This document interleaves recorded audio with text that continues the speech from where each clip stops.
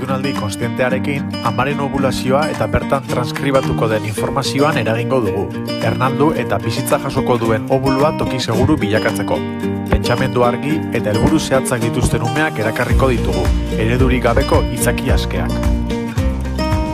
Haurdunaldi konstienteak erditze konstientera bideratzen gaitu.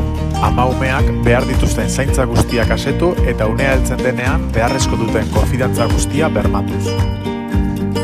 Eskola garaian, aurrek pairatzen dituzten zailtasunei aurre egiteko ezinbestekoa da garapen kognitibo eta sensoriala sendotzea.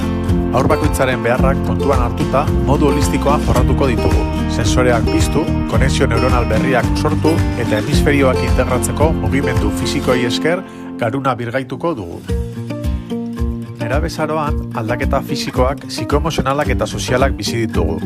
Ezinbestekoa da, garai honetan, beharrezko duten laguntza eta babesa eskaintzea. Konfidantza indartu eta etorkizuna pausoz pauso eraikitzen hasteko. Guztion eskubidea da bizitza oparo eta osasuntsuaz gozatzea. Heldutasun faltak, erantzukizunak, bizi xede zein norabide falta izateak gainezka sentiarazi gaitzakete. Egoera hauek sortutako estresak osasuna nahasi eta barne aldaketak sortzen ditu.